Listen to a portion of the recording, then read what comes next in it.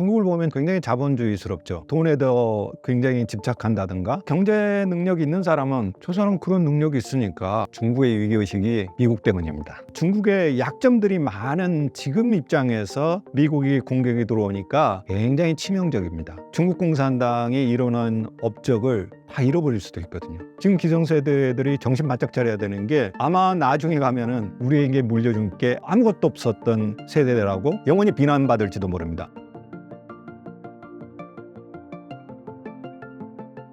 네, 안녕하세요. 반갑습니다. 신사임당 구독자 여러분, 이렇게 뵙게 돼서 너무너무 반갑습니다. 저는 서강대학교 중국문화학과에 있습니다. 학생들하고 한국의 오늘 그리고 내일을 생각하면서 중국인들의 마음, 생각을 읽고 있습니다. 반갑습니다. 중국은 공산주의, 사회주의 나라이지만 자본주의 성격도 강하게 나타나는데요.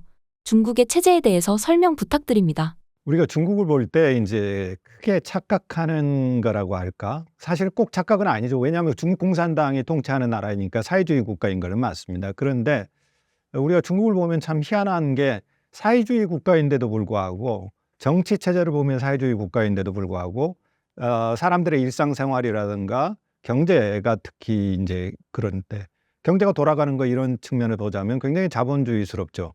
그리고 이제 중국인들의 생각, 그다음에 사회가 돌아가는 거, 이런 거 보면은 자본주의보다도 훨씬 더 돈에 더 굉장히 집착한다든가, 그다음에 훨씬 더 강한 능력주의 사회예요. 그래서 일본의 어떤 사람은 그래요. 일본 사회가 변해가는 게 중국화된다고 이렇게 말하는 학자들도 있습니다. 그러니까 일본이 신자유주의를 채택하고서 신자유주의적인 어떤 시스템, 그러니까 철저하게 성과급이나 능력주의라든가 경쟁에 의해서 사회가 돌아가도록 재편하는 게, 그거 원래 중국에서 예전에 했던 거야. 이렇게 주장하는 학자들이 있습니다. 중국화되는 일본이라고 연하오 준이라는 일본 역사학자가 써가지고 일본에서 굉장히 유명한 그 히트를 쳤던 작품인데요. 그건 무슨 얘기냐면, 중국이 실제적으로는 사회주의 간판을 하고 있지만 사람들의 생각, 그리고 관념, 그리고 사회가 돌아가는 거는 우리보다도 훨씬 더 자본주의답다라는 거죠. 그러니까 우리가 중국을 볼 때 사회주의라는 또는 공산당이라는 프레임만 가지고는 중국이 잘 안 보인다는 겁니다. 예를 들어서 중국이 그 공부, 그러니까 우리로 보면 입시학원, 이걸 다 과외를 금지시켰지 않습니까? 그런데 그거 보면은 이건 사회주의예요. 우리도 한때 그 과외를 금지시켰죠. 그런데 그게 국민들의 권리다, 학습권을 침해한다고 그래서 다시 이제 과외가 부활했습니다. 그런데 중국은 그거 금지해버리거든요. 이거는 사회주의스럽습니다. 그런데 한편으로 그 공평하게 이렇게 공부를 해가지고 경쟁을 할 기회는 똑같이 만들어줍니다. 그러니까 과외 막 하는 거는 돈 많은 사람이 훨씬 더 유리하잖아요. 그러니까 이제 그거는 사실은 단속을 하는데, 중국 입시를 보면 굉장히 경쟁적입니다. 아직도 수능만 가지고 거의 뽑거든요. 물론 우리 같은 수시가 있습니다. 이제 그 수시는 특장생이라든가 이런 이름으로 불리는데, 그거는 이제 예체능이라든가 또는 한 가지 특기 있는 사람들을 뽑긴 해요. 그런데 우리처럼 내신이나 이렇게 뽑지는 않습니다. 점수 하나 가지고 계속 경쟁을 붙이거든요. 그리고 우리도 이렇게 그런 뭐 농어촌 전형이나 이런 게 있죠. 근데 농어촌 전형이나 어떤 특정한 전형은 그들끼리 리그를 만들어주고 그들끼리 경쟁하게 합니다. 근데 중국은 특정 소수민족 출신들 또는 그렇게 어드밴티지를 주는 게 플러스 알파를 줘요. 그러니까 기본적으로 능력이 안 되면 북경대에 진입이 안 되는 겁니다. 가산점 몇 점 이렇게 하는 거죠. 그러니까 중국 사회의 기본 원리가 기회에 관한 평등은 최대한 보장하려고 하지만, 물론 이제 요즘 그렇게 되지 않는 경우들이 많는데 이념적으로, 그런데 결과에 대한 보장, 그러니까 결과적 평등에 대한 보장은 굉장히 약해요. 이게 능력주의 사회의 전형입니다. 이거 사실 신자유주의고 그리고 자본주의 사회의 원리잖아요. 그러니까 중국 사람들은 돈이 있는 사람이 좀 더 나은 생활을 누리고, 예를 들어서 기차도 2등 칸부터 시작해서 1등 칸, 그 다음에 또 특등 칸도 굉장히 두세 개의 단계가 이렇게 나눠져 있지 않습니까? 일상생활이 그래요. 그러니까 어느 정도 경제 능력이 있는 사람은 저 사람 그런 능력이 있으니까 그만한 혜택 정도, 그만한 편리함 정도 누릴 수 있어. 이게 굉장히 중국인들의 머릿속에 깊이 뿌리 박혀 있는 거죠. 이렇게 보자면 우리보다 훨씬 더 자본주의적인 사회입니다. 그러니까 정치 시스템은 그렇게 돼 있지만 사회나 중국인들의 생각은 진짜 친시장적이고 자본주의적인 거죠. 어떻게 보자면 그거를 제어하는 장치가 사회주의예요. 그러니까 그게 과잉되지 않도록. 지난번에 몇 년이 지났습니다만 기억하실지 모르겠어요. 알리바바를 중국 공산당이 강하게 통제했죠. 그 사례를 보면 이건 사회주의에서 할 수 있는 일이다. 그 정책이다. 이렇게 볼 수 있죠. 맞습니다. 그래서 이제 그렇게 한다면 외국 기업들이 어떻게 중국 시장에 진출하겠는가 많은 사람들이 이렇게 생각했죠. 맞습니다. 그런데 중국 정부의 생각은 기업의 권력 또는 돈의 권력이 정부보다 커지려는 순간 그것을 막습니다. 이게 중국 사회의 원래예요. 굉장히 사회주의스럽죠. 다만 정부 권력, 국가 권력을 넘보지 않는 선에서 자유롭게 보장을 하는 거죠. 예전에 그 중국 과거제가 있었는데 중국 과거제는 거의 모든 사람이 다 응시를 할 수 있습니다. 그런데 어떤 시대에는 응시를 제한하는 사람들이 있었어요. 그러니까 당신네는 과거 보지 못한다. 이 사람들이 누굴까요? 상인이었어요. 물론 어떤 개는 열어주고 어떤 개는 닫고 그랬지만 상인에게는 왜 열어주지 않느냐? 장사하는 사람들은 자기 이익을 실현하기 위해서 사는 사람들입니다. 그러니까 그 사람들이 권력까지 쥐게 되면 국가가 통제를 못하는 거예요. 그래서 어떤 특정한 시대에는 상인의 자제들은 과거에 응시하지 못하게 했어요. 그러니까 중국 사회의 기본 원리가 한편으로는 굉장히 자본주의적인 시장 시스템에 의해서 움직입니다. 그런데 한편으로 그것이 넘어서는 순간 통제하려는 원리가 중국 사회에 있는 거죠. 그러니까 중국은 기본적으로 과거제가 도입되면서 능력주의 사회가 됐어요. 그리고 우리나라 젊은이들이 꿈에 그리는 어떻게 보면 시험 능력주의 사회가 됐어요. 모두 다 시험 봐가지고 시험 성적이 좋으면 위로 올라갈 수 있는 겁니다. 그러니까 세습제가 없어졌지 않습니까? 그리고 그것이 이제 당나라 때를 지나면서 송나라 때부터 자본주의하고 비슷한 능력주의 사회로 바뀐 거죠. 이 원리가 굉장히 뿌리가 깊게 내려 있는 거죠. 물론 그럴 수 있습니다. 마오쩌둥이 이제 그 사회주의 혁명을 통해서 신중국이라고 하는 사회주의 공화국을 세우죠. 이게 1949년 10월 1일입니다. 그리고 모택동이 1976년 9월 9일에 죽습니다. 그러니까 49년부터 시작하면 59, 69, 79, 근 30년 동안은 정말 이건 사회주의 체제였어요. 그래서 마오가 대학 입시를 없애버렸잖아요. 노동자 자녀가 북경대를 못 가는 겁니다. 이래서는 안 되겠다. 시험 능력주의를 없애야 되겠다. 그래서 그때는 서류 전형을 합니다. 서류만 가지고, 그리고 너 공장에서 일해봤어? 이렇게. 그러니까 그 30년만 빼고는 사실은 당나라 말부터 지금까지 거의 능력주의 사회가 중국의 기본 원리가 된 거죠. 이렇게 보자면 중국 사회 그리고 중국 사람들의 머릿속에는 아주 그 깊숙한 곳에는 능력주의 DNA, 자본주의다운 DNA가 뿌리 박혀 있는 거죠. 그래서 중국이 장사도 잘하고 사실은 보자면 돈에 그렇게 과잉 집착이다 싶을 정도로 돈이 있으면 뭐든지 다 된다. 중국 속담에 그런 거 있지 않습니까? 돈이 있으면 귀신을 동원해서 맷돌도 돌리게 한다. 이런 관념이 훨씬 강한 거죠. 그러니까 우리가 중국을 볼 때 그 중국은 이원사예요. 그러니까 정치 또는 어떤 시진핑의 연설문만 보면은 사회주의 국가고 소비에트스럽지만 사실은 일상이나 경제를 보면 그렇지 않다라는 겁니다. 우리가 중국을 이해할 때 굉장히 중요한 포인트입니다. 전 세계적으로 중국에 대한 비호감도가 극심해지고 있습니다. 중국 인민들은 중국이라는 나라에 대해 어떻게 생각하고 있나요? 사실 우리나라의 중국에 대한 호감도는 거의 바닥 수준이고 비호감도 조사를 해보면 한 70%에서 80% 정도입니다. 이제 우리나라 자체도 그렇고 세계적인 리서치 기관이 이제 피오 리서치 센터에서 매년 조사하는 그 데이터를 봐도 우리나라가 세계에서 중국에 대한 비판적인 인식, 뭐 좀 더 극단적으로 표현하자면 혐중 정서가 굉장히 높아요. 이제 그러다 보니까 중국 사람들은 세계 사람들이 저렇게 싫어하는 자기네 나라를 왜 저렇게 지지하지 이렇게 볼 수 있죠. 근데 이제 중국 사람들 중에서도 중국 정부 비판하는 사람이 굉장히 많습니다. 그런데 이제 문제는 비율이죠. 시진핑 정부가 사실은 3연임을 하면서 해외에서 많은 비판을 받고 있는데 중국 사람 중에서도 비판하는 사람 많습니다. 그럼에도 불구하고 시진핑 체제를 그래요. 어쩔 수 없을 것 같아. 3번 뭐 해야 될 것 같아. 이렇게 생각하는 중국인이 더 많다는 거죠. 왜 그런가 하면은 첫째는 이게 지금 미중 대립이 극심해지지 않습니까? 그리고 미중 대립이라는 건 굉장히 오래 갈 수 있습니다. 10년, 20년에 끝나지 않을 수도 있습니다.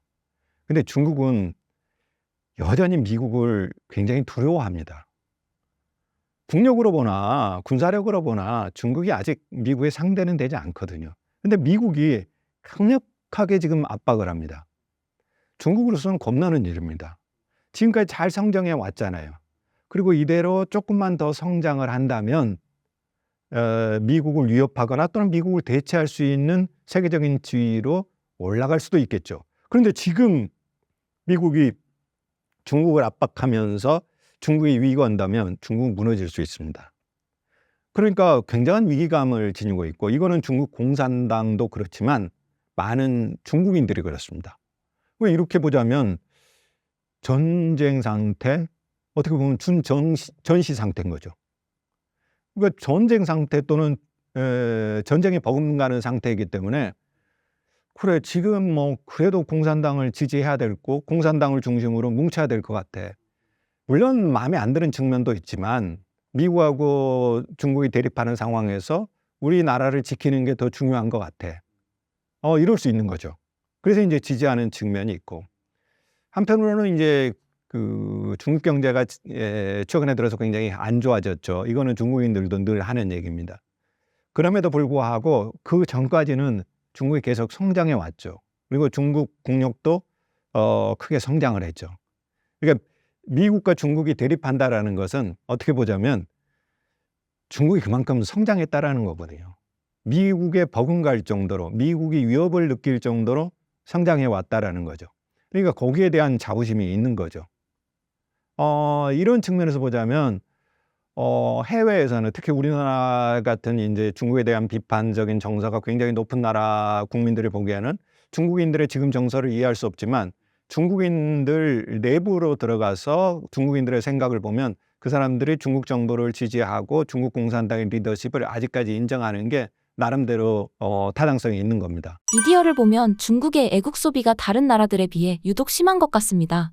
애국 소비, 불매운동 등이 확실히 심하나요? 중국의 애국 소비 분명히 있습니다. 그리고 이게 애국 소비란 말이 없었어요. 근데 이게 이제 생겨난 거예요. 근데 이제 말을 하는 게 그런 현상이 있으니까 그런 단어가 생겨나지 않았겠어요? 그리고 가급적이면 중국제를 쓰자. 이런 거 있습니다. 분명히 있어요. 그리고 그거는 미중 대립 속에서 그리고 한중 관계 속에서는 사드 현상이 사드 이제 사태가 나타났을 때 크게 대두했죠. 이거 분명히 있습니다. 그래서 어떤 경우에 우리나라 기업들이 여기에 이제 피해를 보기도 했었죠. 그 영향이 있습니다. 그런데 우리나라 기업들이 중국의 시장에서 실패한 것을 애국 소비 탓으로만 보는 거는 조금 문제가 있다고 봐요, 저는. 예를 들어서 휴대폰 하나만 하더라도 휴대전화 하나 사는데 우리나라 돈으로 한 100만 원 되잖아요. 중국에도 그렇습니다. 그런데 그거를 나 이거 살까 이거 살까 할 때 예를 들어서 삼성 거를 살까 화웨이 거를 살까 할 때 그래도 나는 중국이니까 화웨이 거 사야지. 물론 국가기관에 있거나 또는 중요한 기업에 있거나 국유기업에 있거나 공산당원이라면 당연히 화웨이 쓰겠죠. 그런데 일반 사람들은 사실은 내가 10만 원이라도 더 싼 거 살 수 있습니다. 그리고 중국 소비자들이 그렇게 바보들이 아니에요. 굉장히 실용주의적인 소비를 하거든요. 그럴 사람들 그렇게 많지 않습니다. 애국 소비 있지만. 그리고 더군다나 중국 자동차를 살 때 현대차 안 사고 결국은 가성비가 떨어지고 어쨌든 질도 나쁘지만 나 BYD 살 거야. 이런 사람 얼마나 될까요? 이게 물론 한국 차를 딱 사면은 드러날 수는 있지만 그 관계없는 사람들 가성비를 택하지 않겠어요, 소비할 때? 그러니까 물론 애국 수업이 있습니다. 그런데 애국 수비만으로 한국 기업이 중국에서 실패했거나 또는 중국 시장에서 퇴출당한 근본적인 이유는 아닌 거죠. 그러니까 사실은 우리나라 기업들이 지금 중국 시장에서 퇴출되거나 실패한 것을 애국 소비 탓으로 보는 것은 조금 과격하게 표현한다면 일종의 정신승리법입니다. 이건 뭐냐면 내가 패하고 실패했는데 나는 괜찮아. 나는 대단한 사람이야. 문제는 상대한테 있어. 이렇게 정신승리하거든요. 이 정신승리법으로 우리가 중국 시장을 대한다면 우리가 중국 시장 놓칩니다. 사실은 문제의 핵심은 경쟁력입니다. 가성비입니다. 그리고 많은 경제학자들이 분석하는데 이미 그렇게 나왔어요. 그러니까 우리나라 제품이 중국 시장에서 경쟁력을 잃고 있다는 게 핵심이죠. 거기에 이제 물론 애국 소비가 부가적으로 가는 거고요. 예를 들어서 지금 벤츠가 제일 많이 팔리는 데가 중국이지 않습니까? 자, 우리나라 화장품 옛날보다 매출이 뚝 떨어졌어요. 그래서 거의 주가도 예전보다 훨씬 더 거의 반토막 난다고 할 정도로 많이 떨어졌잖아요. 그런데 프랑스 화장품 여전히 팔립니다. 우리나라 커피 브랜드들 퇴출당했어요. 그런데 스타벅스 여전히 매장을 확대합니다. 물론 스타벅스도 로컬 브랜드 루싱이라는 로컬 브랜드 앞에서 굉장히 고전하고는 있지요. 그렇지만 계속해서 확장을 합니다. 자, 이렇게 보자면 자, 대한민국 브랜드여서 애국 소비 때문에 퇴출당했느냐? 물론 그런 이유 있습니다. 그런데 한국 제품들이 왜 중국 시장에서 퇴출당했느냐? 경쟁력이라는 측면에서 과연 경쟁력을 유지하고 있는지, 중국 로컬 브랜드에 비해서 가성비를 유지하고 있는 것인지 냉철하게 생각해야 됩니다. 그렇지 않고서 중국 시장에서 퇴출당한 것을 정신승리법 차원에서 해석한다면 우리나라 기업들, 우리나라 제품이 다시 중국 시장에 들어갈 전망이 없습니다. 신라면, 불닭볶음면 등 국내 식품 회사들은 중국에서 성공적으로 자리를 잡았는데요. 어떤 점이 중국 시장에 통했던 걸까요? 중국 요즘 많이 안 가시는데 중국 가보시면 이제 관광지도 가시지만 꼭 식품 그 마트 같은 데 한번 가봐야 됩니다. 그러면 이제 중국인들의 일상생활 속에서 일상 소비품 속에서 한국 브랜드들이 얼마만큼 포지션을 차지하고 있는가 이제 이걸 볼 수 있죠.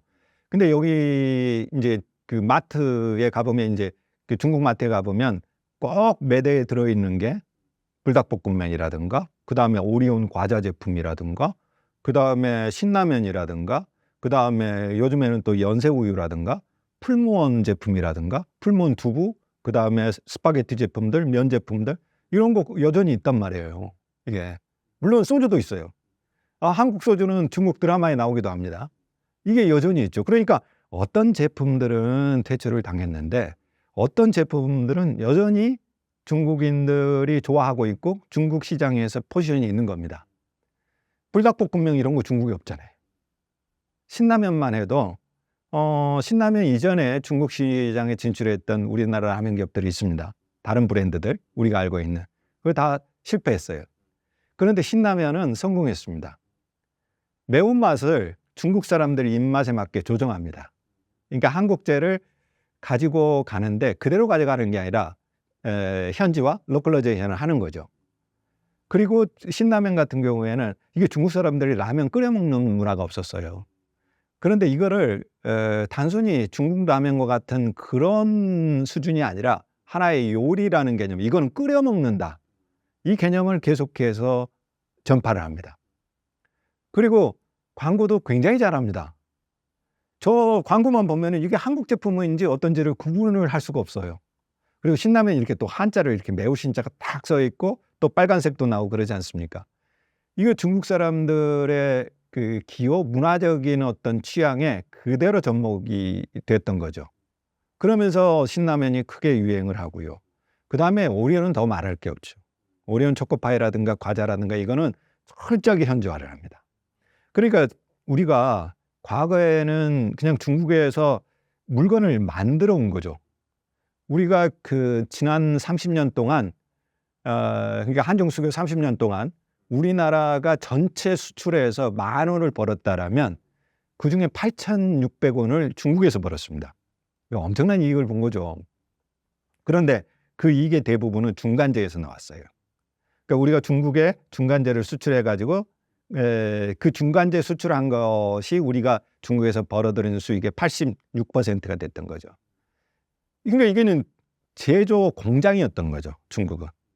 이런 시절은 다시 안 옵니다.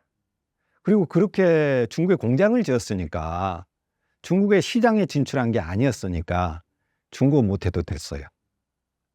그래서 중국어 못하시는 분들 가셔서도 공장 짓고 사업할 수 있었습니다. 그런데 이제 제조 공장으로서의 중국 시대는 끝나버린 거죠. 중국이 이제 그런 시대를 지나면서 우리나라가 중간재를 수출할 수 있는 길이 계속해서 줄어든 거죠. 그렇다면 이제 어떤 시대로 접어들었냐. 이게 중국 시장, 마켓으로서의 새로운 중국이 열린 거죠. 그런데 우리가 지금 여기를 못 들어가고 있습니다. 중국 시장에 들어가지를 못하고 있습니다. 이게 이제 우리가 예전에 중국에 공장을 지어가지고 물건 만들어 가지고 세계 시장에 팔던 때, 그 다음에 중국의 저임금이라든가 중국의 싼 어떤 인프라를 이용을 해서 거기서 물건을 만들어 가지고 세계 시장에 수출할 때는 우리가 중국을 몰라도 됐지만 이제 중국 시장에 들어가서 소비자들의 마음을 잡아야 우리가 물건을 팔 수 있고 소비 시장을 장악할 수 있는 시대로 접어드는 거죠. 그런데 이거는 너무 새로운 단계인 겁니다. 우리가 30년 동안 중국 공부 별로 그렇게 열심히 하지 않았어요. 왜냐하면 공부 안 해도 되는데, 공부 안 해도 내가 1등 하는데 굳이 뭐라고 공부하겠어요. 그런데 이제는 게임의 룰이 바뀌어버린 겁니다. 그래서 중국에 갖다 물건 팔려면 이게 될까? 중국 사람들이 어떻게 생각을 할까? 지금 소비 트렌드가 어떻게 될까? 그리고 이걸 팔려는데 중국 로컬 브랜드하고 어떤 차별성이 있을까? 가성비가 나올까? 품질의 경쟁력이 있을까? 이거를 이제 죽어라고 연구해야 될 때가 돼버린 겁니다. 완전히 게임의 룰이 달라졌고 여기에 이제 우리가 스위치가 잘 안 되는 겁니다. 다행히 이제 우리가 한동안 중국 손절, 그 다음에 털고 나와야 된다. 아직도 중국 가? 아이고, 이사장님 아직도 중국에 투자하시려고요? 이렇게 이제 대하던 때가 있었는데, 지난해 말부터 그리고 올해부터 우리나라 대기업들이 중국에 지금 다시 진출하려고 연구를 하고 있습니다. 그러니까 예를 들어서 우리나라 내노라는 대기업들이 다시 중국을 분석하고 하고 있는 거죠. 왜 그런가 하면 우리 옆에 있는 이 큰 시장을 포기하지 못하는 거죠. 사실은 이제 점유율이 낮을 수도 있지만 시장 규모가 크기 때문에 몇 퍼센트 점유율만 해도 워낙 사이즈가 크기 때문에 거기서 이득이 나올 수 있는 거죠. 그래서 현대차를 비롯해서 삼성전자라든가 다시 중국 시장 진출 계획들을 지금 짜고 있는 거죠. 그래서 과거하고 다르게 훨씬 더 열심히 중국 시장 분석하고, 이거는 바람직한 흐름이라고 봅니다. 왜냐하면 우리가 돈을 벌어야 되니까. 그리고 그 큰 시장이 우리 옆에 있죠. 뭐 사회주의든 어쩌든 우리는 시장을 보고 가야 되는 거죠. 이제 물론 중국이 예전에 비해서 조금 좀 시장이 좀 굉장히 폐쇄적이 됐죠. 과거처럼 예를 들어서 외자 기업에 대한 어떤 지원, 이게 훨씬 더 약해진 거죠. 미중 대립 속에서 더 그랬고, 훨씬 더 외자 기업에 대해서 문호를 개방할 테니까 와라. 이번에 이제 삼성전자에서도 그런 얘기 나왔지만 거의 그 수사 정도, 외국 기업에 어떤 큰 혜택을 주겠다, 과감한 문을 열겠다, 이런 정책은 그렇게 나오지 않거든요. 그렇지만 어쨌든 우리 옆에 있는 큰 시장이고, 그리고 사실 독일이라든가 유럽들도 포기를 못하는 거죠. 근데 사실은 성장 가능성이 이번에 4.7% 성장을 했지만 이게 어딥니까? 지금 세계 자본주의 흐름으로 보자면. 그러니까 결국은 시장으로서의 중국을 포기하지 못하는 거고, 글로벌 기업들이 그런 이상, 사실은 스타벅스가 그런 이상, 대한민국도 통상국가인데 중국 시장을 더 연구해서 들어가야 되는 것은 당연한 일인 거죠. 대표적인 미국 기업인 맥도날드, KFC, 스타벅스 등은 중국 내수에 제대로 먹혀들었습니다. 해외 기업들은 중국 내수를 어떻게 공략할 수 있었던 건가요? 맥도날드는 이제 거의 그 중국 자본에 이제 거의 넘어갔어요. 이제 지분 비율이요. 그래서 맥도날드라는 어떤 상표 브랜드를 유지하고 있지만 거의 중국 브랜드하고 거의 비슷해진 거죠. KFC도 그렇고요. 그런데 초창기에 그 맥도날드나 KFC가 들어갔을 때 일종의 개혁 개방의 상징으로서 중국이 정치적으로 이제 받아들였단 말이에요. 근데 이 사람들 가보니까 너무 다른 거예요. 장애는 어떻게 해볼 방법이 없어요. 그래서 이 사람들이 썼던 거는 철저하게 현지화하는 겁니다. 처음에는 맥도날드도 그다음에 KFC도 실수 많이 했습니다. 미국처럼 했던 거죠. 그런데 미국에서는 이게 다 정크푸드 아니겠어요? 그런데 맥도날드나 KFC가 우리 매장에 오면은 미국 중산층의 삶을 누립니다라는 식으로 이미지를 또 만들어요. 그리고 KFC 같은 경우에도 중국 학생들은 아침에 KFC도 먹고 가거든요. 중국은 대부분 아침을 외식하거든요. 근데 KFC가 건강한 아침은 KFC에서 이런 구호를 내겁니다. 아마 우리나라 부모님들 돈 주면서 야 KFC에서 아침 먹고 가 그러면 자식들 난리 날 겁니다. 엄마가 어떻게 나한테 그럴 수 있어요. KFC에서 그 정크푸드 먹고 가라고요. 그런데 KFC가 그런 이미지를 만들면서 축도 팝니다. 그다음에 중국인들을 요티아오라고 하는 그 아침에 먹는 이른바 꽈배기 형태의 밀가루 튀김이죠. 그것도 팝니다. 그러니까 이걸 완전히 중국화한 거죠. 맥도날드도 그렇습니다. 그러니까 중국 사람들의 입맛, 그다음에 중국 사람들의 생각에 맞추어서 이 현지화한 게 맥도날드와 그다음에 KFC가 성공하는 비결이었죠. 그 뒤에 이제 그 스타벅스가 이제 들어오죠. 근데 스타벅스는 이 둘을 같이 쓰고 있습니다. 그러니까 우리가 이제 표준화를 할 것인가, 그다음에 현지화를 할 것인가. 근데 표준화의 장점은 내가 스타벅스 가면 나도 미국의 어떤 뉴욕의 대도시에 있는 것 그런 이제 기분을 느낄 수 있는 자부심이 생기죠. 한편으로는 그걸 합니다.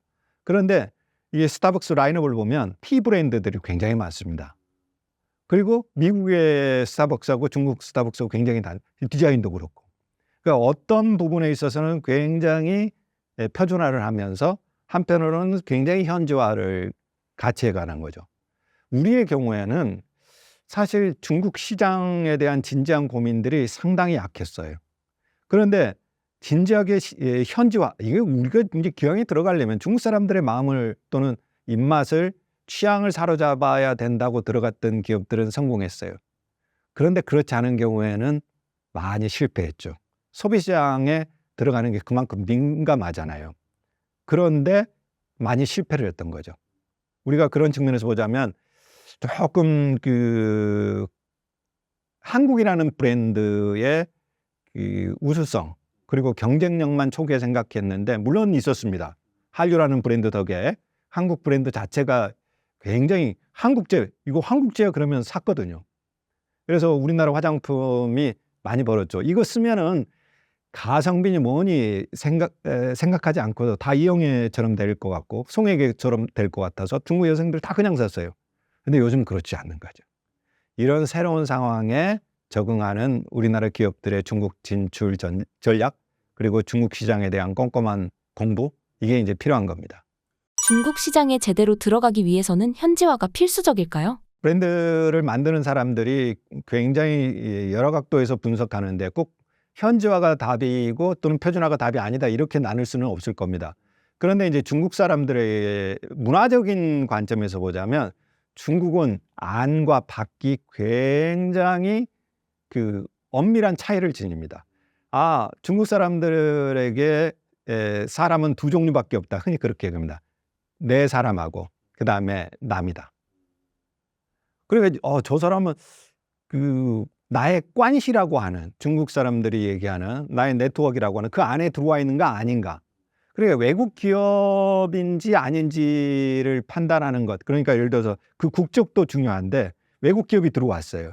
그런데 너무 중국 문화 속으로 깊이 들어오고 중국인처럼 또는 중국 기업처럼 한단 말이에요. 그러면 그래 너 국적 상관없어. 우리가 이제부터 당신의 거 쓰게 이렇게 되는 거예요. 이게 굉장히 그 중요한 역사적 또는 문화적 원리가 있는데요. 중국은 역사적으로 보면 원나라 시기는 몽고족 이민족들이 통치를 했고 청나라는 그야말로 만주족들, 우리가 여진족이라고 하는 그런 사람이 통치했지 않습니까? 그런데 그 사람들은 그거를 몽고족 강점기 또는 만주족 강점기 이렇게 안 쓴단 말이에요. 우리는 일제 강점기라고 쓰지 않습니까? 그런데 그 사람은 자기 역사의 하나의 역사 시기처럼 이렇게 그냥 써버린단 말이에요. 물론 초기에는 반발을 합니다. 그런데 그 사람들은 왜 그런가? 중요한 거는 그 사람의 어떤 피, 그 다음에 민족, 이게 중요한 게 아니라 문화적 차원에서 우리하고 하나가 되느냐 그렇지 않느냐, 이게 중요한 거예요. 문화적 정체성이. 그러니까 어떤 한국 기업이 들어왔어요. 분명히 한국 기업이죠. 근데 중국 시장에 들어와서 중국을 존중하면서 그 다음에 중국 사람들의 마음을 이해하고 중국 기업처럼 한다. 그러면 국적은 상관하지 않습니다. 그런데 굉장히 심하게 배척하는 경우는 있어요. 이 사람들이 들어왔는데 돈은 벌어. 그런데 중국을 전혀 자신의 회사하고 하나라고 생각하지 않거나 또는 돈만 벌었고 나가거나 중국을 압박하는 데 쓴다거나, 그러면 이제 굉장히 격렬하게 그 기업을 비판하죠. 사실은 롯데가 이 희생양이 된 겁니다. 롯데가 사드 때 제일 큰 피해를 당했죠. 근데 사실은 롯데마트 경우에는 조금 그 전에도 경쟁력이 좀 떨어지고 있었는데 중국인들이 그 전에 롯데 면세점에서 엄청나게 쇼핑을 했잖아요. 그런데 롯데가 하필 사드보지를 줬지 않습니까? 그러니까 이제 거기에서 중국인들이 심리적으로 격렬한 어떤 배척의 정서가 있었던 거죠. 그러니까 중국이 그런 독특한, 어떻게 보면 합리적이지 않을 수도 있는데 합리적이지는 않지만 중국인들이 그렇게 생각한다라는 거죠. 그 점을 우리가 중국에 가서 돈을 벌려고 한다거나 시장으로서 중국에 진출할 때는 우리가 조금 중국에 대해서, 중국인들의 생각에 대해서 깊이 있게 생각할 부분입니다. 중국에서 K-팝, K-드라마와 같은 문화 콘텐츠의 소비가 엄청납니다. 한국 문화가 유독 인기 있는 이유는 무엇 때문이라고 보시나요? 우리가 이제 굉장히 싫어하니까 중국 사람들도 대한민국 굉장히 싫어하겠지 이렇게 생각하는데 그렇지 않아요. 여전히 중국인들은 우리나라 콘텐츠 그리고 한국에 대한 호감도가 훨씬 더 높습니다. 그러니까 우리는 이제 중국에 대한 비호감도가 한 70 내지는 또 한 80% 되는데 중국은 반대로 호감도가 한 60% 이렇게 됩니다. 그러니까 여전히 중국인들은 한국에 대한 호감도를 유지하고 있다 그러는데, 제가 우리나라에서 늘 발표하는 통계가 있어요. 해외에서 한류 콘텐츠를 어떻게 소비하는가, 이거를 우리나라의 국제교류재단에서 계속 해마다 조사하거든요. 근데 올해 나온 작년을 대상으로 한 통계를 보니까 우리나라 드라마, 예능, 그 다음에 패션, 뷰티, 이거는 중국인들의 세계 콘텐츠 중에서 한국제가 첫째라고 꼽습니다. 그러니까 드라마, 예능, 패션, 뷰티는 우리가 미국보다 일본보다 훨씬 앞서 있어요. 그러니까 만약에 우리나라 콘텐츠를 가지고서 중국에 진출하겠다 하면은 뭐 해야 되겠습니까? 드라마, 예능, 그 다음에 패션, 뷰티, 이겁니다. 그리고 음식도 일본보다 바로 밑에 있어요. 그런데 우리가 이제 안 되는 거는 뭐냐면, 여전히 중국 사람들이 미국 음악을 더 좋아하고, 그리고 애니메이션은 일본 거를 더 좋아하고, 출판물은 미국 거를 더 좋아합니다. 웹툰은 일본 거를 더 좋아하고. 그런데 그렇다면 중국인들은 왜 그렇게 여전히 한국 콘텐츠를 좋아하느냐? 첫째는 스토리가 탄탄하다, 이겁니다.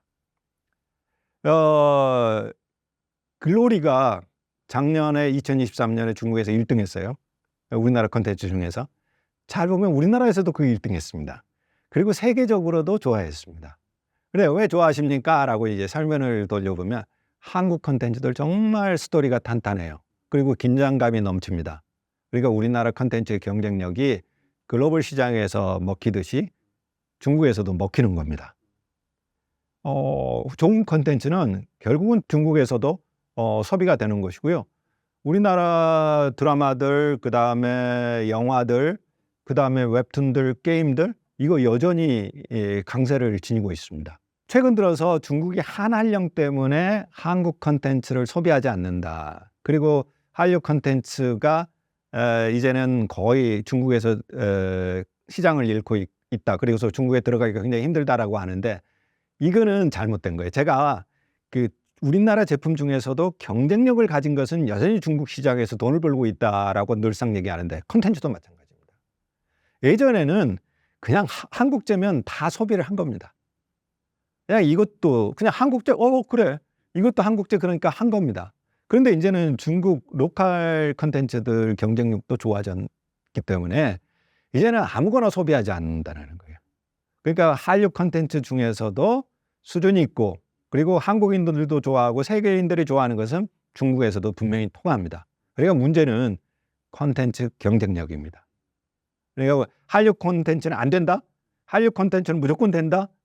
이런 차원이 아니라 한류 콘텐츠 경쟁력을 어떻게 높일 것인가, 이 차원에서 고민해야 되는 것이죠. 최근 중국인들의 민폐 행동이 뉴스로 많이 나오고 있습니다.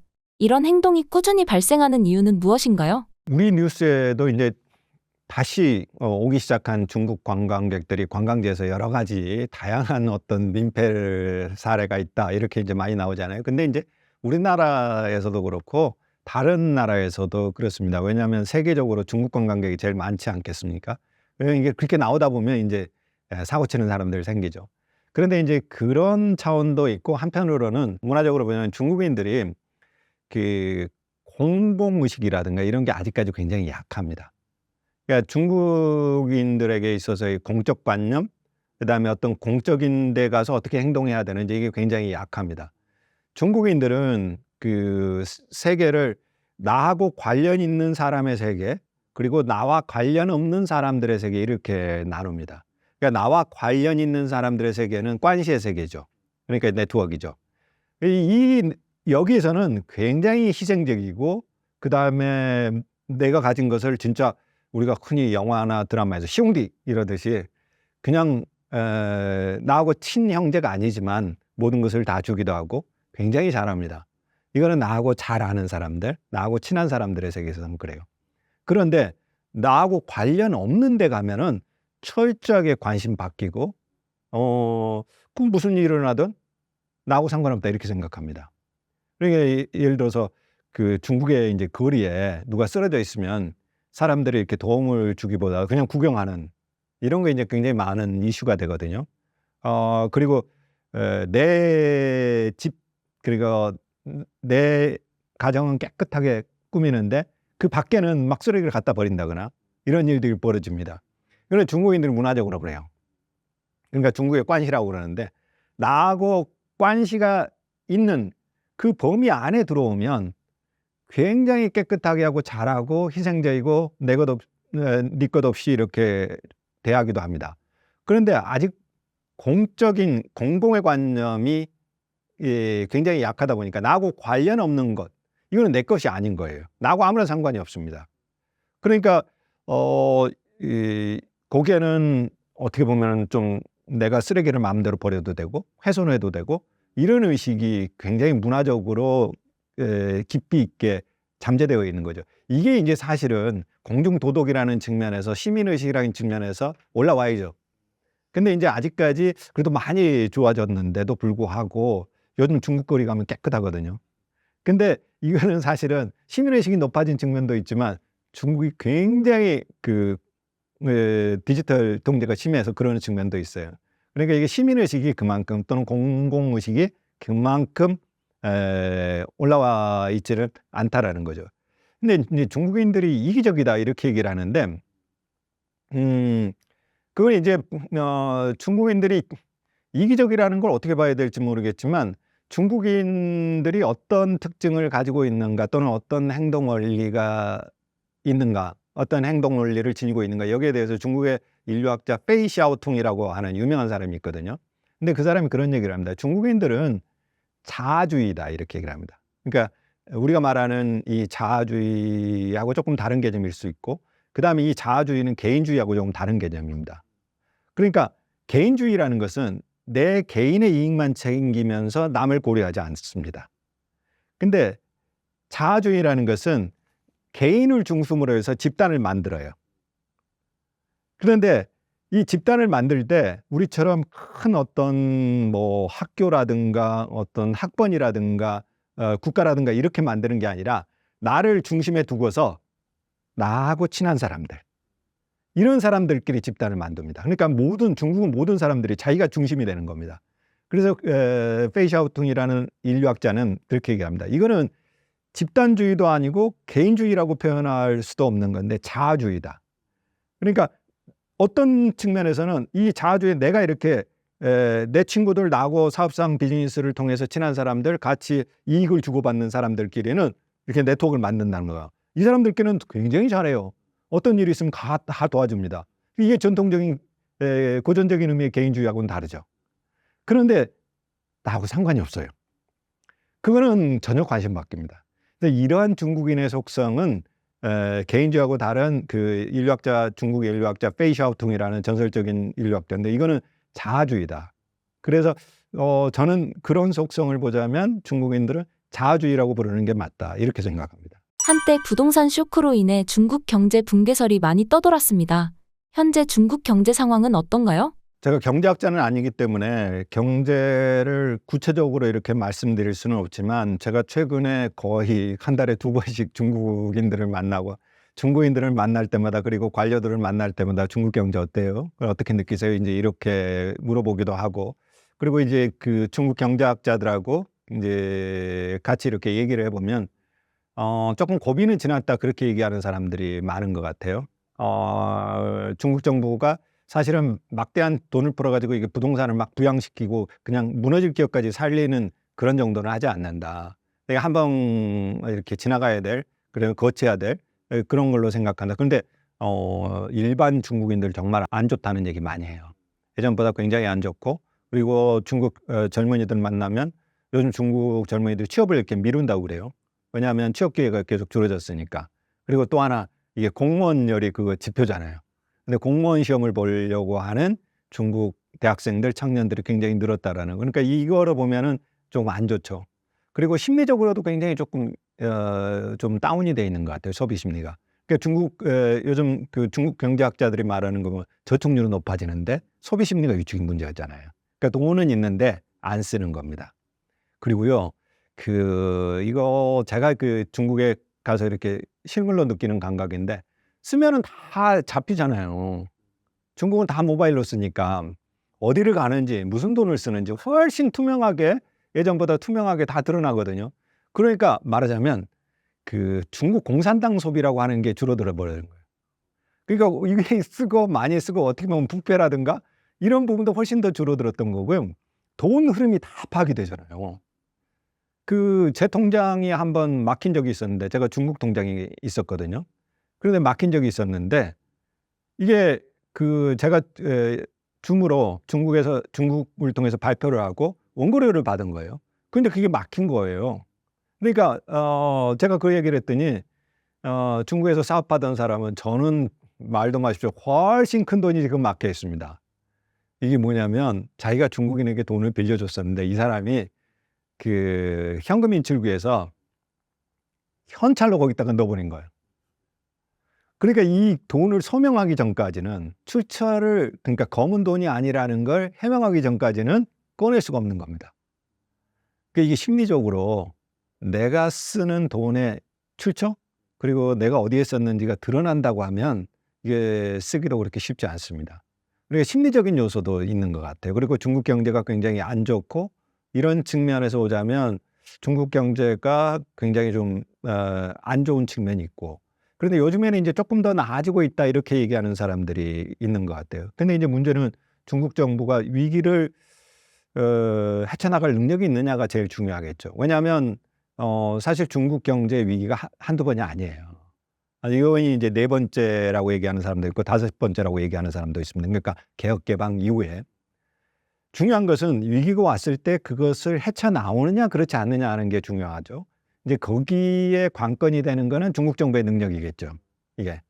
그런데 이번에는 이제 시진핑 3연임, 그다음에 내적인 요인보다, 그다음에 미중 대립이라는 세계적인 환경, 이런 게 이제 겹치다 보니까 이거는 앞의 위기하고 차원이 다르다, 이렇게 얘기를 할 수 있는 거죠.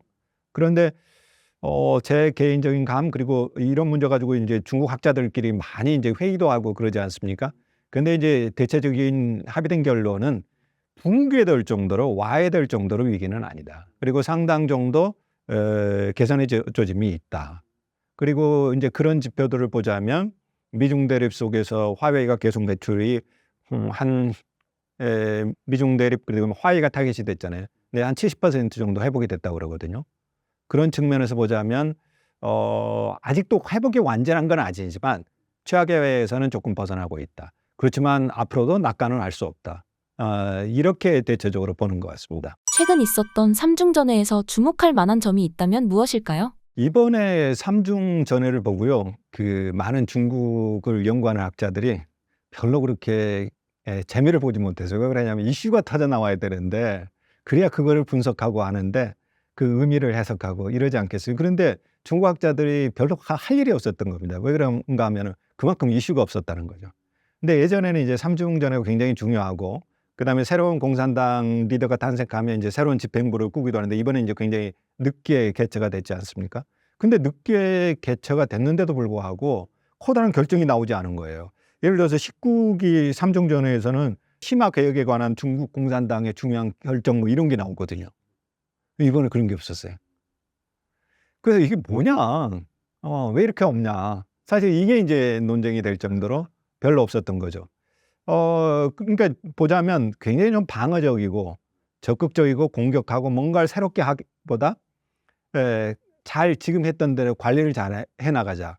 이런 이제 주로 이제 기조가 유지됐던 거죠.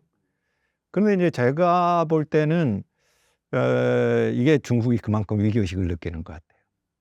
지금 위기의식을 느낄 때는 크게 움직이면 안 되는 거고 그 다음에 적극적으로 뭔가를 치고 나가면 안 되는 건데 보면은 뭐 고질량 발전을 계속해 가자. 고품질의 그러니까 발전을 해가는 데 있어서 퀄리티를 좀 더 높이자라든가 그 다음에 녹색을 계속해 가자. 그 다음에 당의 영도력 지도력을 훨씬 더 높이자. 그 다음에 당 거버넌스를 훨씬 더 효율적으로 장악하자. 뭐 이런 것들은 있는데 별로 그렇게 중요한 것 같지는 않아요. 그러니까 그런 측면에서 보자면 중국 공산당이 지금 그리고 중국 정부가 지금 사실은 공세적이기보다 지금 방어적인 자세다. 이렇게 볼 수 있어요. 근데 이거는 굉장히 위기의식을 느끼고 있는 겁니다. 시진핑 상기 들어서던 때 당대회 보고에서도 그러는데 중국이 굉장히 위기의식을 느끼고 있구나. 지금은 공격적이보다 방어적이고 뭔가 이렇게 수세적이죠. 굉장히.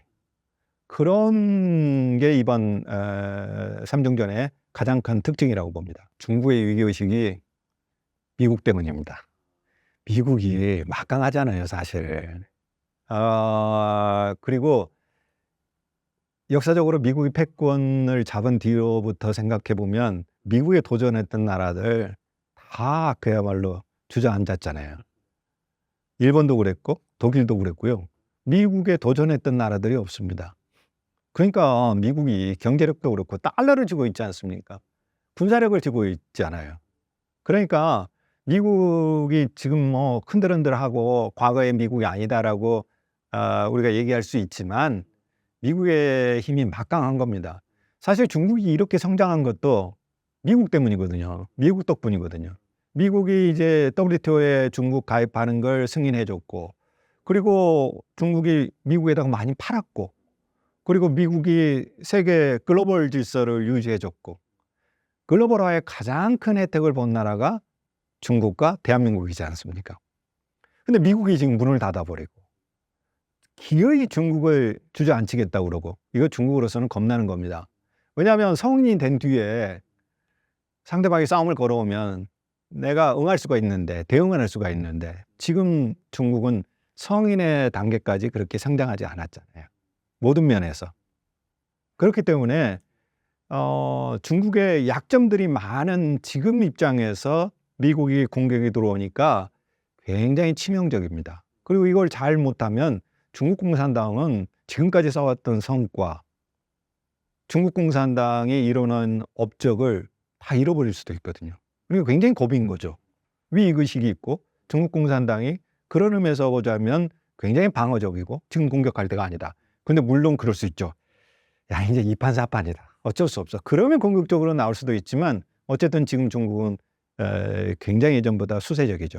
수세적이라는 것은 담을 쌓고 이제 계속 공격하면 방어하고 이런 상태가 지속되고 있는데 그러면서 이제 힘을 축적하려고 하는 거죠. 바이든이 대선 후보 사퇴 의사를 밝히면서 트럼프가 당선될 가능성이 높아지고 있습니다.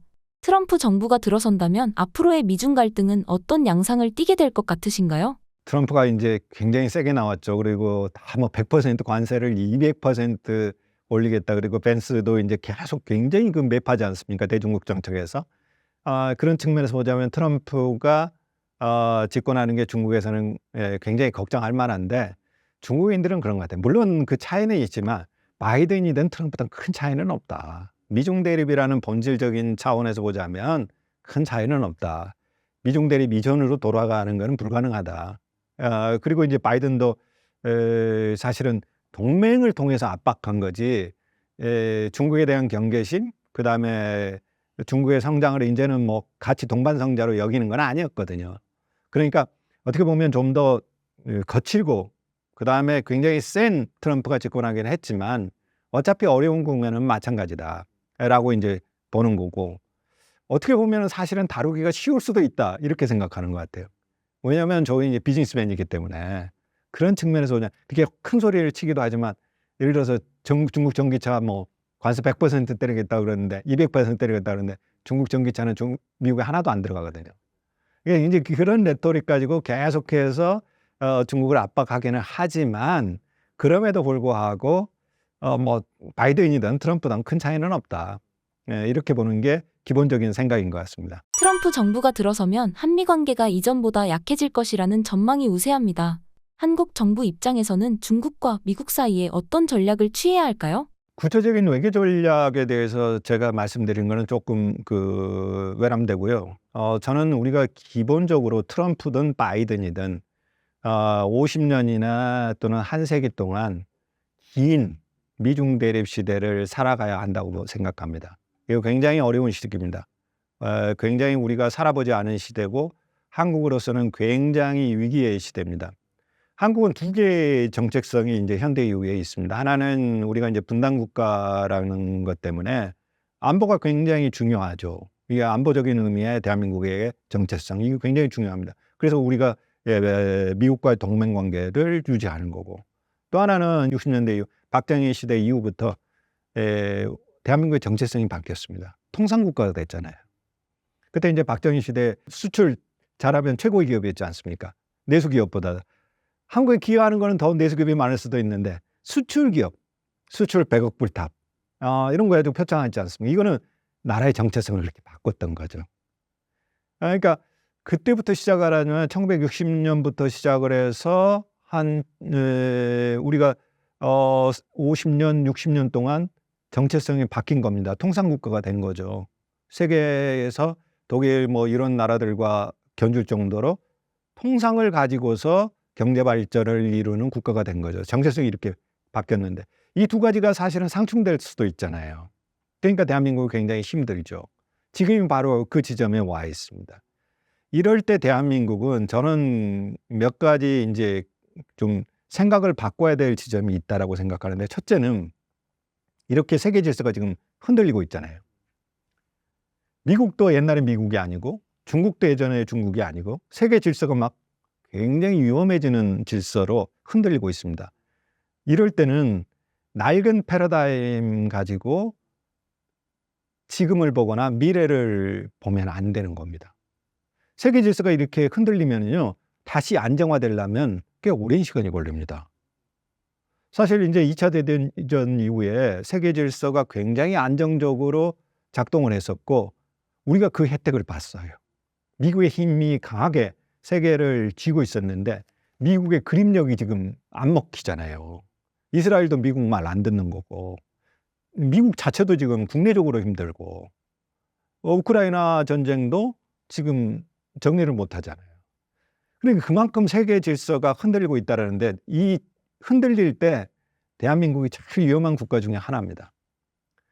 그렇다면 이렇게 새로운 질서가 출현할 때는 낡은 눈, 그다음에 과거의 눈 가지고 지금을 보면 안 되고 그런 눈으로 미래를 예측하면 안 됩니다. 생각을 바꾸는 훈련들, 이것들을 자꾸 새로운 세계 질서에 맞춰서 해야 된다는 거고요. 두 번째는 긴 호흡이 필요합니다. 그래서 좀 역사적인 시각이 필요하고 인문적인 시각이 필요하다고 할 수 있는데 이 국면이 굉장히 오래 갈 수도 있다. 그리고 일극 질서가 다극 질서로 바뀌어 버렸잖아요.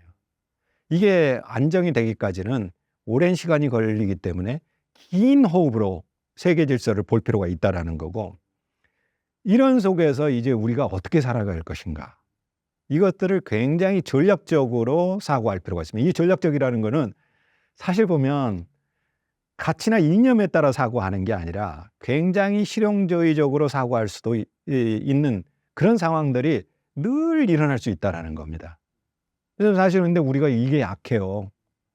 우리는 제가 늘 얘기하지만 굉장히 선비의식이 강한 나라고, 더군다나 굉장히 청년국가예요. 그리고 의리가 굉장히 강해요. 이게 의협심이 굉장히 강합니다. 그래서 우리가 열정적이고 청년의 정신도 있고 하던 일 끝까지 파고드는, 자신을 다 던지면서 자신이 지향하는 가치를 이루는 이런 정신이 굉장히 많기 때문에 독립운동에 그렇게 열심히 했고 민주화운동에도 그렇게 열심히 했고 죽어라고 해외에 가서 물건 팔았습니다. 그런데 이제 냉철하게 생각을 해봐야 됩니다. 뜨거운 가슴, 그 다음에 정의감, 그 다음에 선배의식, 이것도 중요한데 한편으로는 냉정하게 현실주의적으로 생각할 필요도 있습니다. 저게 과연 도움이 되는가? 이게 과연 도움이 되는가?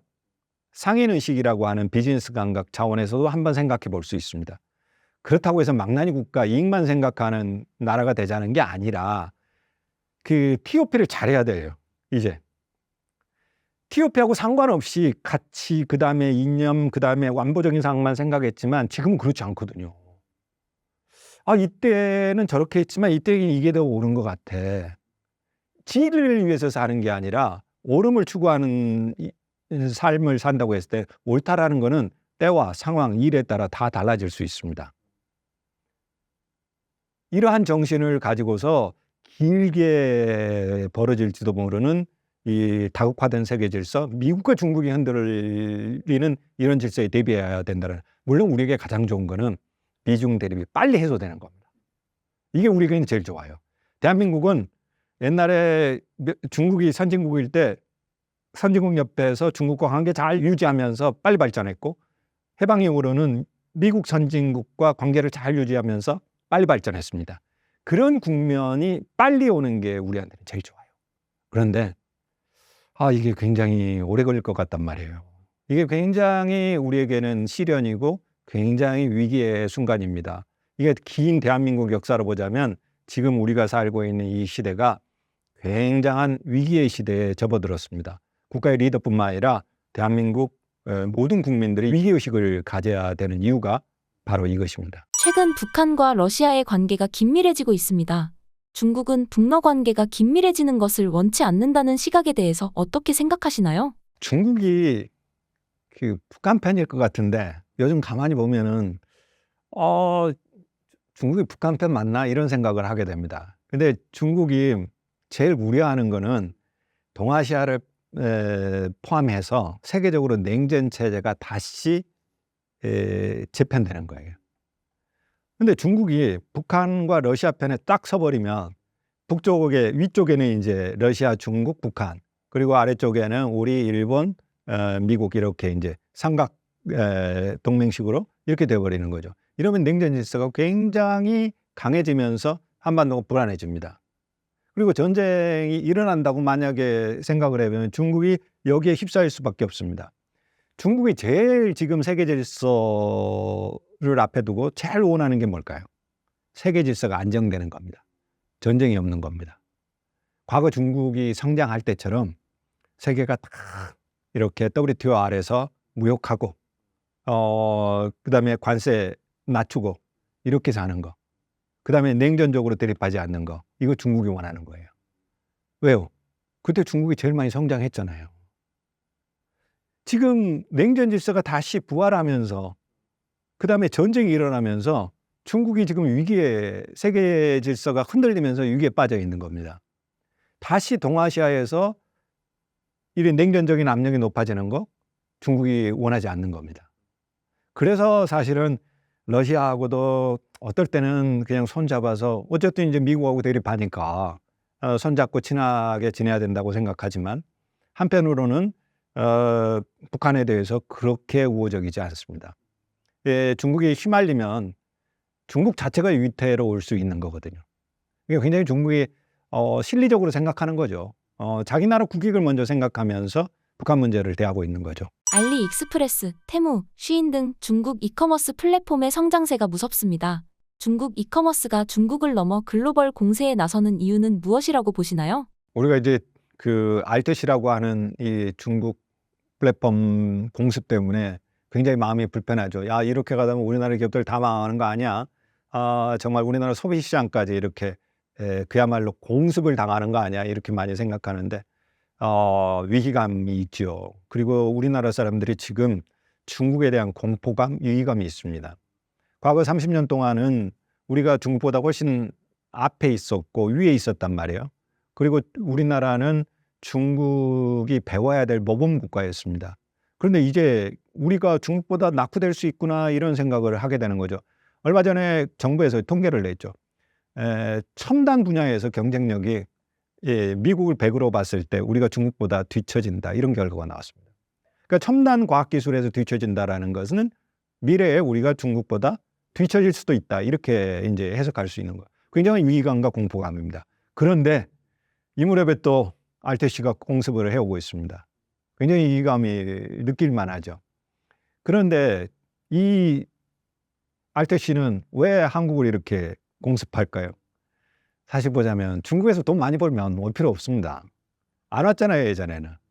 그런데 그만큼 지금 중국 소비 시장이 충분히 이렇게 활성화되지 않으니까 가장 그 사람들이 옮겨오기 쉬운 시장이 한국입니다. 우리는 이제 한국 시장, 중국 시장으로 보지만 자본의 입장에서 보면 제일 가깝잖아요.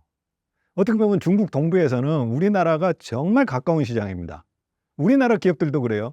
우리나라 생우유 그냥 갖다 중국에 팔거든요. 이게 가능한 거는 우리가 중국에 가장 가까운 데 있어서 생우유 그냥 집유해가지고 다음날 갔다가 중국 시장에 팔아버리는 겁니다.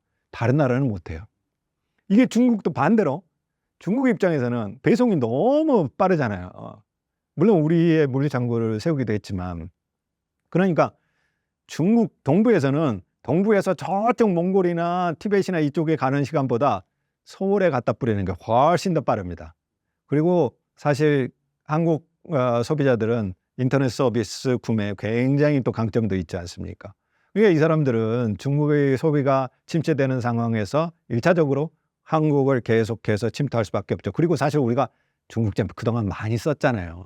알게 모르게 많이 썼는데 이제 한국인들이 도매상들이 가지고 와서 공급했는데 이 사람들이 그냥 갖다가 공급해버리는 거죠. 그러니까 중국 경제가 사실은 한편으로는 그만큼 안 좋다라는 거고 한편으로는요 가성비. 그 알뜰시만 보는 게 아니라 요즘 한국 그 가정에서 최고의 필수 아이템. 저거 하나 있었으면 좋겠는데 하는 게 가정용 로봇 청소기입니다. 이거 비싸요. 이거 150만 원 넘어가고요. 200만 원대 사입니다. 근데 이거 중국제입니다. 중국제가 바람이 불었어요. 그래서 신혼 필수 아이템이 됐습니다. 너무 청소 잘하는 거예요. 그래서 우리나라 기업들이 이제 만들었어요. 그럼에도 불구하고 중국 로봇 청소기가 거의 품절 수준입니다. 그리고 이렇게 보면 예전에는 값쌌는데 물론 지금도 싼 비지떡도 많습니다. 값싼 비지떡이 있는데 가성비 차원에서 좋은 것들이 너무 많은 거예요. 더군다나 우리 경제도 지금 안 좋잖아요. 한 푼이라도 아껴야 되는데 더군다나 물건을 빨리 배송해 준단 말이에요. 그리고 반품이 굉장히 쉬워요. 이게 물론 저도 한번 그런 적이 있는데 한번 구입했다가 한번 낭패를 본 적이 있지만 그런 차원에서 보자면 우리가 갖고 있는 그 약점 이거를 이제 품질, 가성비 차원에서 파고드는 측면도 분명히 있죠. 알뜰시의 성장과 함께 짝퉁 이슈 또한 심각한데요. 짝퉁이 많이 유통되는 이유는 무엇일까요? 중국은 굉장히 불균등한 나라예요. 그러니까 동부는 거의 도시 지역의 큰 대도시 지역의 소비 수준은 한국하고 비슷하잖아요. 상해나 광저우나 그다음에 베이징의 아파트 주택 가격은 한국보다 더 비쌉니다. 그런 도시가 있는 반면에 아직도 우리나라 60년대 같은 어떤 소비 수준, 소득 수준을 유지하는 데도 굉장히 많습니다. 그러니까 짝퉁 수요는 아직도 여전합니다. 그러니까 짝퉁 수요라는 거는 내가 저 물건을 쓰고 싶은데 돈이 안 되잖아요. 그러니까 이제 계속해서 그 짝퉁들이 만들어지는 거죠. 그다음에 이제 지적재산권이 예전에보다는 중국 정부가 굉장히 좀 관리를 한다고 하지만 그런 측면에서 보자면 짝퉁이 계속해서 만들어질 수밖에 없는 구조죠. 그게 장사가 된단 말이에요. 그런 구조가 중국 시장에 여전히 있습니다. 이 구조는 짝퉁 구조는 당분간 조금 해소되기 힘든, 중국이 굉장히 균일적으로 어떤 수준에 도달하기 전까지는 계속해서 짝퉁이 있을 수밖에 없고, 사실은 이제 중대한 범죄일 수 있는데 그 관념이 굉장히 약해요, 우리보다. 그러니까 국제적인 어떤 저작권 개념이라든가 이런 게 굉장히 약하죠. 그런데 수요는 있고, 그러니까 짝퉁이 계속해서 나오죠. 짝퉁 문제 등을 중국 정부가 강력하게 규제하지는 못하는 상황인가요? 중국 정부가 이제 계속 그 세계적인 룰 차원에서 얘기를 하니까, 그리고 이게 이제 중국 기업도 피해를 본단 말이에요. 그래서 계속 얘기를 합니다. 우리 이제 다국적 기업들이 피해를 보는 경우도 많지만 중국 기업들도 이제 피해를 보기 때문에 단속을 한다고 합니다. 그런데 다 하지 못하는 거고, 그 다음에 이제 어떻게 보면 그 돈 없는 소비자들이 우리 예전에 야 이거 브랜드 하는데 이렇게 명품백처럼 이렇게 그 들고 다니고 싶은데 짝퉁이라도 내가 들고 나가고 싶어하는 심리 있단 말이에요.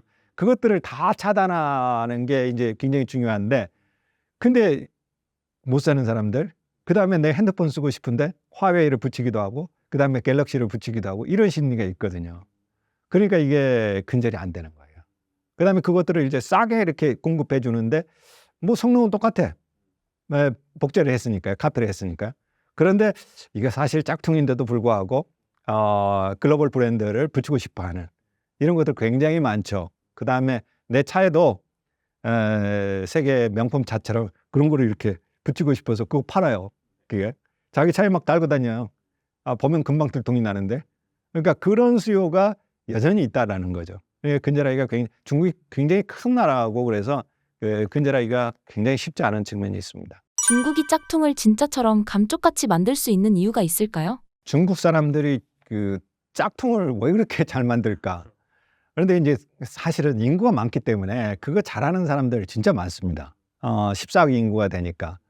그런데 이제 어떤 사람들은 문화적으로 해석하는 사람들은 이게 한자가 굉장히 그 문화적으로 영향을 미친다 이렇게 얘기하는 사람, 이거는 이제 믿거나 말거나 하는 수준일 수 있는데, 한자, 우리 지금 젊은 세대들이 한자 싫어하는 게 이게 무슨 그림 같은데 이게 해부가 안 되는 겁니다. 이게 복잡한 거.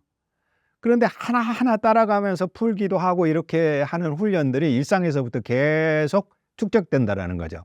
그래서 어떤 한자를 복잡한 거를 볼던가 이게 그래픽 이미지로 오는 겁니다.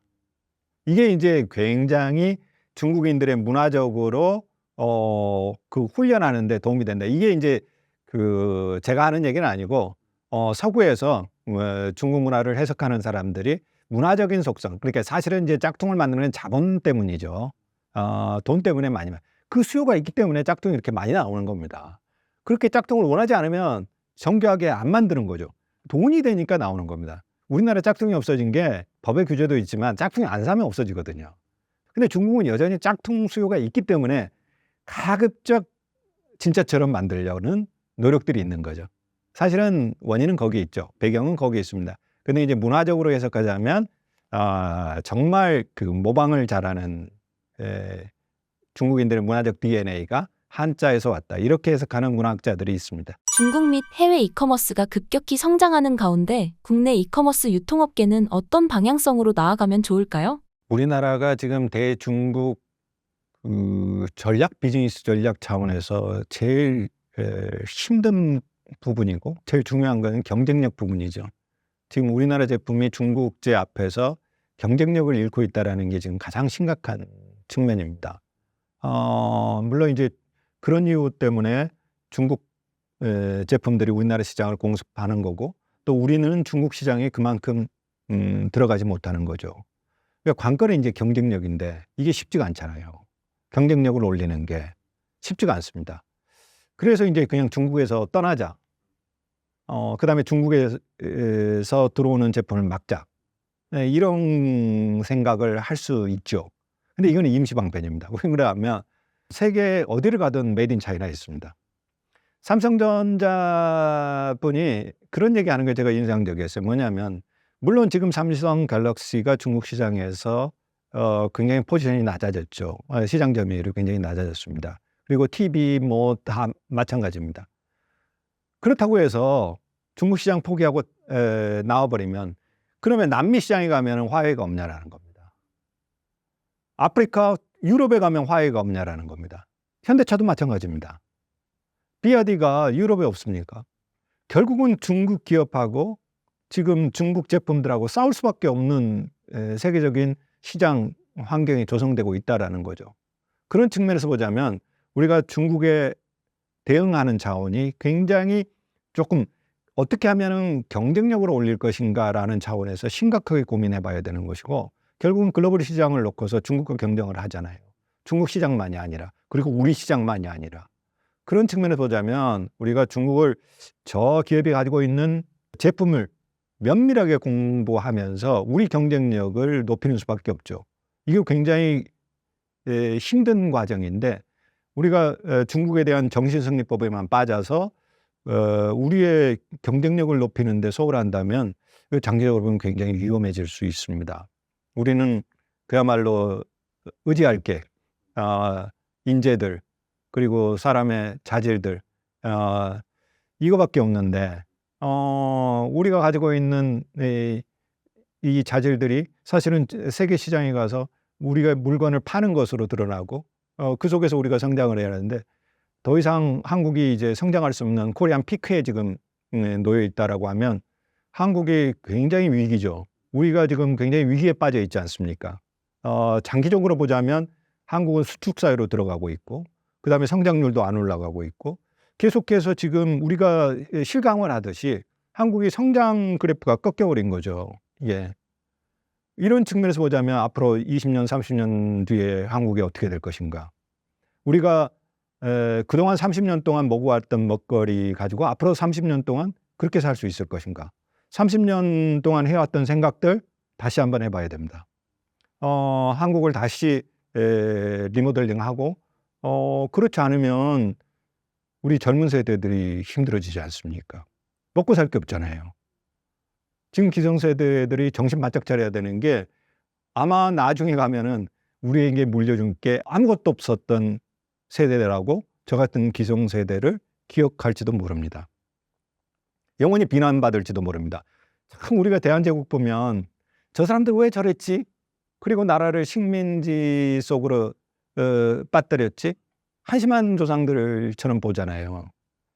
지금 살고 있는 대한민국 기성세대들이 후세 세대들에게 그런 욕 먹지 않도록 우리가 좀 더 대한민국의 지금 현 상황, 그리고 미래에 대해서 심각한 고민을 해야 된다라고 생각합니다. 신사임당 시청자분들을 위한 한마디 부탁드립니다. 이렇게 신사임당 구독자 여러분하고 만나 뵌 시간 정말 즐겁고 행복했습니다.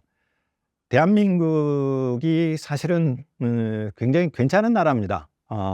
자신감을 잃지 않되 변화하는 세계 질서 속에서 우리가 어떻게 해야 될지, 낡은 눈으로 세계를 보는 게 아니라, 낡은 생각으로 세계를 보는 게 아니라 새로운 눈, 새로운 생각으로 우리 지금 오늘을 보고 미래를 생각했으면 좋겠습니다.